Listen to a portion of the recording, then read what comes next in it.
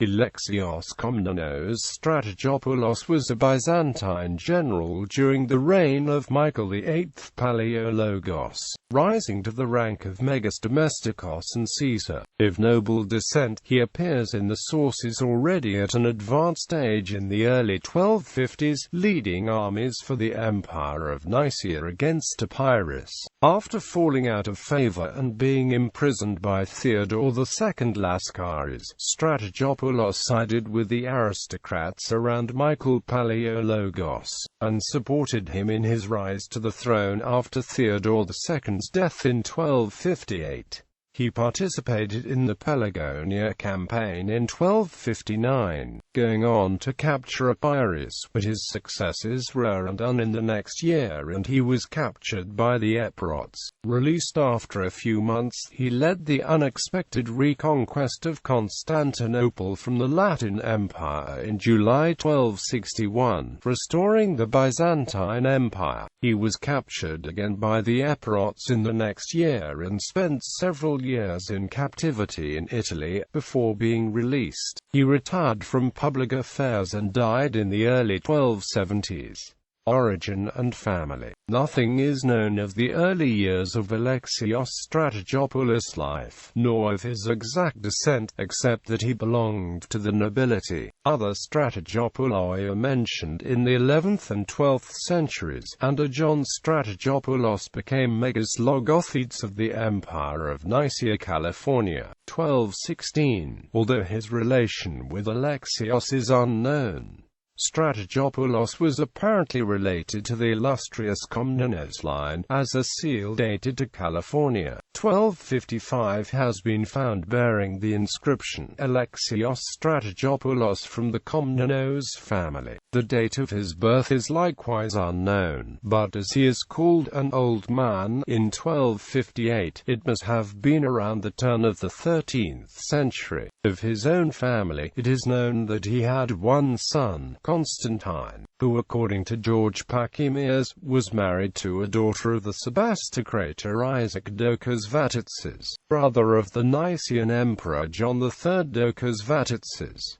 Early career. Alexios Strategopoulos first appears in the Chronicles in 1252–53, during the reign of John III Vatitzes, when he led a detachment of the army sent to plunder the areas of the Despotate of Epirus around Lake Ostrovo. In 1254, he was based at Sais, and in the next year, he participated, along with Megas Primicarios Constantine Tournai, in a campaign against the fortress of Zapaina in the western Rhodope Mountains. The campaign failed with heavy losses, due, according to George Acropolites, to bad generalship on behalf of both Strategopoulos and Tournai.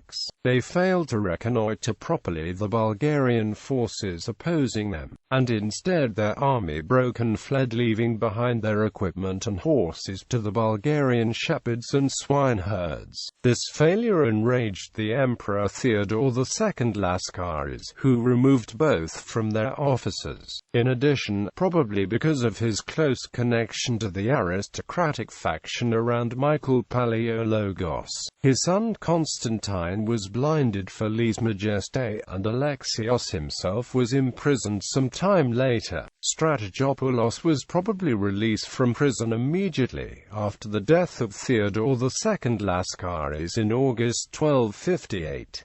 Along with the other heads of the aristocratic families, he was a prominent supporter of Michael Palaiologos' successful coup against George Musalin in a bid to assume the regency of the underage John IV Laskaris. In the same year he accompanied the army that was sent under Michael's brother, the Megas Domestikos John Palaiologos, to confront the Epirote designs on Macedonia. When Michael Palaiologos Alexios was proclaimed emperor in early 1259, John Palaiologos was promoted to Sebastocrator, and Strategopoulos succeeded him as Megas Domestikos.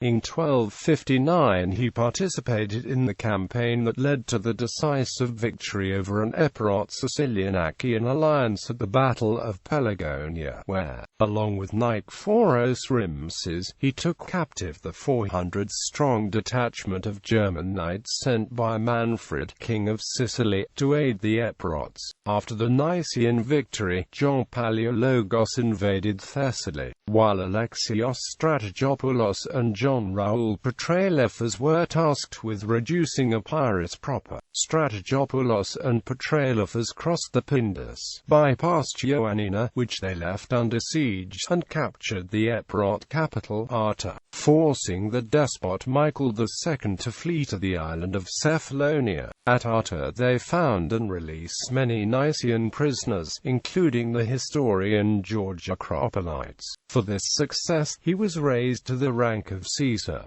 In the next year, however, the Nicene successes were largely undone. Despot Michael with his sons and an Italian mercenary army landed at Arta, and the Epirote population rallied to his cause. The Epirote army clashed with Alexios' forces at the Tricorphan Pass near Naupactus. The Nicene army was routed, and Alexios himself captured. Recapture of Constantinople. Despite these reverses, in early 1261, Emperor Michael VIII set his sights on capturing the Great Prize, Constantinople, the capital of the Byzantine Empire, which had been the seat of the Latin Empire since its capture by the Fourth Crusade in 1204.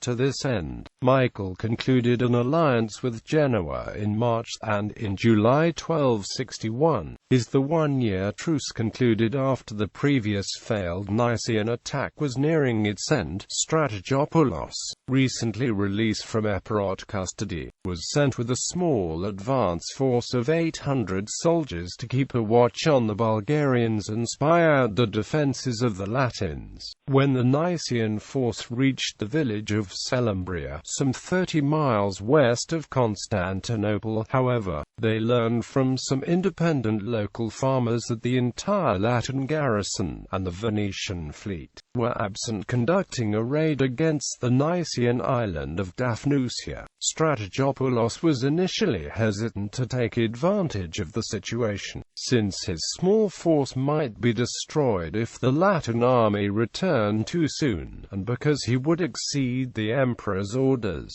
but eventually decided not to lose such a golden opportunity to retake the city. On the night of July 25, 1261, Strategopoulos and his men approached the city walls and hid at a monastery near the Gate of the Spring. Strategopoulos sent a detachment of his men who, led by some of the Lemetarioi, made the way to the city through a secret passage. They attacked the walls from the inside, surprised the guards and opened the gate, allowing the Nicene force entry into the city. The Latins were taken completely unaware, and after a short struggle, the Niceans gained control of the land walls. As news of this spread across the city, the Latin inhabitants, from Emperor Baldwin II downwards, hurriedly rushed to the harbours of the Golden Horn, hoping to escape by ship. At the same time, Strategopoulos' men set fire to the Venetian buildings and warehouses along the coast to prevent them from landing there. Thanks to the timely arrival of the returning Venetian fleet, many of the Latins managed to evacuate to the Latin-held parts of Greece, but the city was lost for good. The recapture of Constantinople signaled the restoration of the Byzantine Empire, and on August 15, the day of the Dormition of the Theotokos, Emperor Michael entered the city in triumph and was crowned at the Hagia Sophia. The rights of John IV Laskaris were brushed aside, and the young man was blinded and imprisoned. Alexios was honored by Michael with a triumphal procession through the city, and by allowing his name to be commemorated in the church services for a year alongside the emperor and the patriarch. later life and death. After this feat that earned him fame and glory, in 1262 Alexios was appointed again to lead an army against Epirus. Here, however, he was defeated and captured by Nikephoros Doukas, who sent him to Manfred in Italy. He was ransomed in 1265 in exchange for Constance II of Hohenstaufen, widow of John Vatatzes. He is last mentioned in a document from December 1270 in which he made a donation to the Macronites, a monastery near Volos, and died sometime between 1271 and 1275, probably at Constantinople.